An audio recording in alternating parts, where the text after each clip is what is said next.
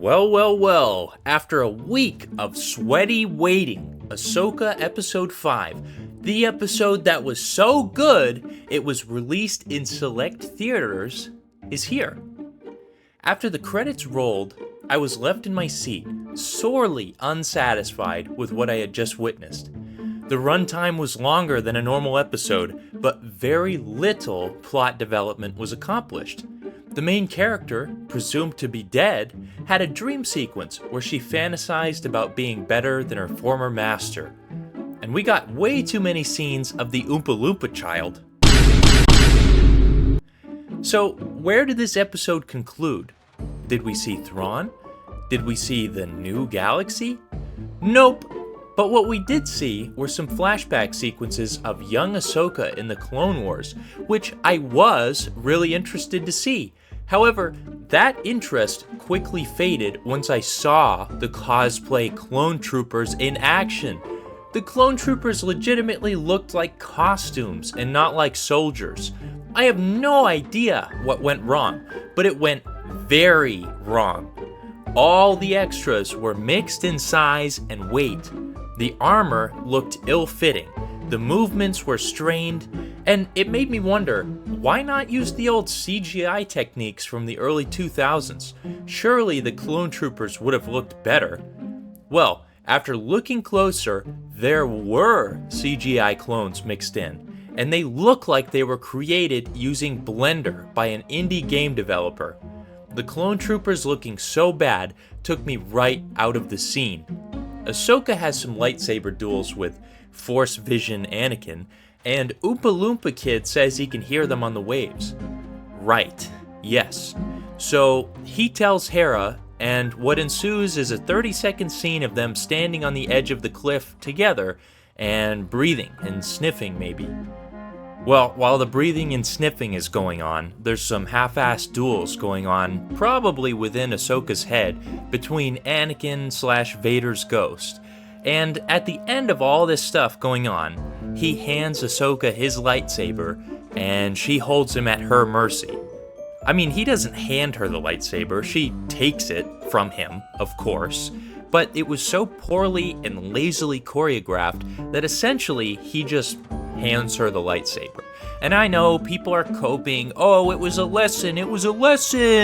Well, the same lesson could have been accomplished without Ahsoka, who was unarmed, by the way, disarming Anakin Skywalker/Vader in his prime within this Force Vision sequence, because now we have to deal with all the people, let's just say that, online, saying that Ahsoka is better than Prime Anakin or Prime Vader, saying Ahsoka beat Anakin, beat Prime Vader in a duel, and it settles the debate conclusively.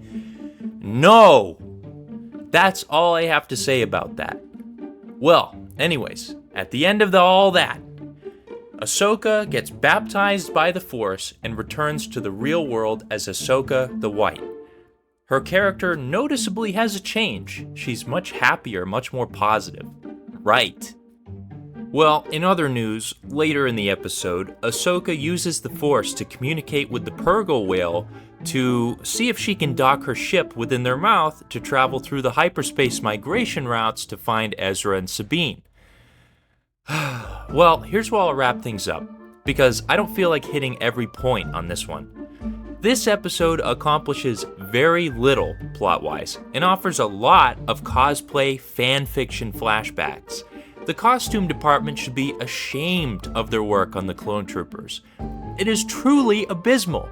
What this episode does accomplish, however, is undermining the entire foundation of its storytelling so far.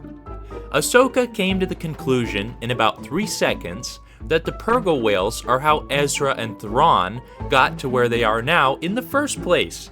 She also knows that she can communicate with them using the Force so that they would allow her on board. Well, this kind of opens up some questions, like why on earth was there so much emphasis on this MacGuffin map? Morgan Elsbeth knew about the Purrgil. She also has Force users working with her. Why did they need the map? Why didn't they just use the whales? if the whales follow a migration pattern and Ezra used the Force to summon them before, why couldn't he have used the whales to get back to his home galaxy? On a more positive note, I really like Hayden Christensen, and I love seeing him be appreciated for his role as Anakin Skywalker. The lightsaber fights were okay, but still, at the end of it all, Anakin/Vader disarms Ahsoka, and in the clumsiest, most obvious choreography ever, she disarms him and holds him at mercy with his own lightsaber. How ridiculous! Even if this is a metaphorical battle in Ahsoka's head, even if it is Ahsoka's wildest dream, this should not have happened on screen. Everyone knows that Anakin Skywalker would never have been beaten by Ahsoka. Even in her prime, it just doesn't happen.